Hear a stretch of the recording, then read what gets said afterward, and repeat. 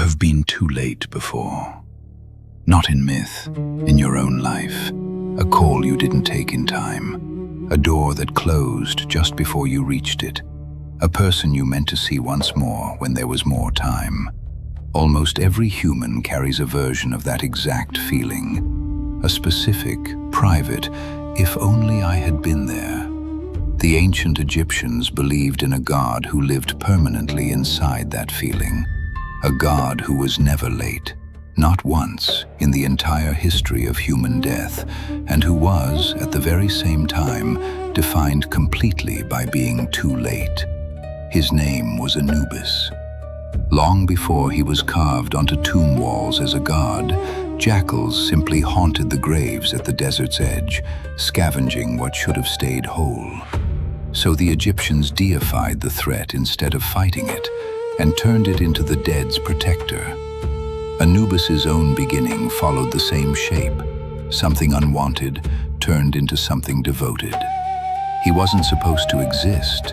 Conceived the night his mother Nephthys disguised herself as her sister Isis to be with Osiris.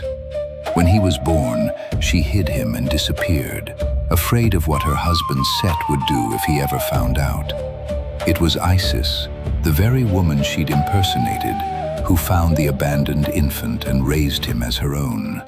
Before Anubis ever tended to a single body, someone had already decided he wasn't worth staying for.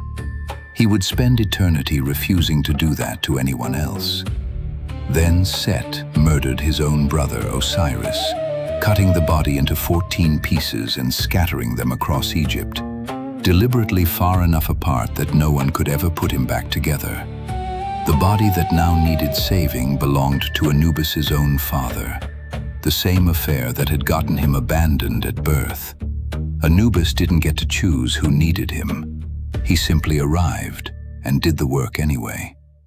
Isis and Nephthys searched for the pieces themselves, riverbank, marsh, and sand, racing the one thing no god can outrun: time. Flesh does not wait for grief to finish. It decays. They recovered 13 pieces. The 14th, lost in the Nile, had already been eaten by a fish. Even gods, moving as fast as gods can move, arrived too late for something. That single missing piece is the entire story in miniature. No amount of love or speed or devotion undoes what has already happened. Isis could search forever. She could never make herself early enough. This is the exact moment Anubis stops being a minor figure at the edge of the myth. Ra sent him to do what the goddesses could not. Take a body that could never be whole again and make it enough anyway. Anubis wrapped what remained piece by piece in linen. Where the 14th piece should have been, he shaped something to stand in its place. Not a repair, not a resurrection of what was lost, but a decision that incompleteness would not be allowed to be the whole story.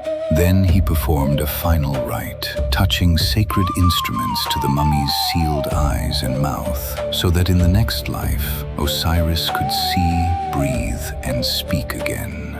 Not everything was given back, but something was. This was the first mummy in Egyptian history. It wasn't built from triumph, it was built from lateness, and from the refusal to let lateness be the end of the sentence. This became Anubis's permanent work. Every human who has ever died met him too late for anyone to have saved them. That part was never in question. What was in question every single time was what would happen next. So Anubis stopped trying to be the god who arrives before death. He became the god who is never, ever absent after it. Even so, he could not stop every loss. Across Egypt, tomb after tomb, sealed with his own image carved into the door as a promise of protection, was broken into anyway. Robbers stripped the gold within years, sometimes months. Names were chiseled off walls by rivals who wanted the dead erased completely, this time for good.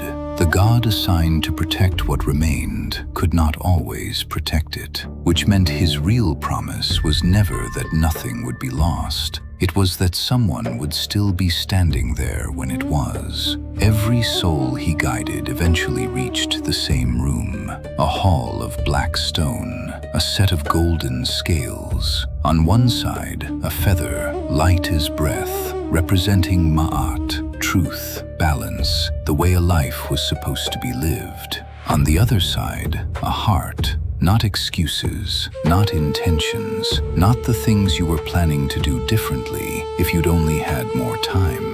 Just the weight of what you actually did while you were alive to do it. It didn't matter if you had been a pharaoh or a servant, wealthy in gold or wealthy in nothing at all. The scale did not know the difference. Anubis held it level for everyone who had ever lived and everyone who ever would. By the time you reached that room, editing was no longer possible. Every excuse arrived exactly as late as you had. If the heart was lighter than the feather, the soul continued on, toward an eternity Egyptians pictured as a good, ordinary life, forever. If the heart was heavier, it was fed to a creature crouched in the shadow beside the scale, part crocodile, part lion, part hippopotamus. Her name was Amit, the Devourer. This wasn't punishment by fire, it was erasure. No afterlife, no name remembered, nothing left ever again to weigh. Which is why, for thousands of years, people did not picture Anubis primarily as something to fear. They pictured him as the figure standing at the door when it's already too late to change what's behind you, the one who stays anyway. Because that part everyone eventually recognizes. We are all, always, running slightly behind the moment that mattered most. The call we didn't make in time. The apology we're still rehearsing. The person we meant to see once more. Anubis never promised anyone they would arrive in time. No god could honestly promise that, because it isn't true. He promised something smaller and somehow larger. What happens after you don't? He was never in time to stop a single death, so he made sure no one would ever face one alone.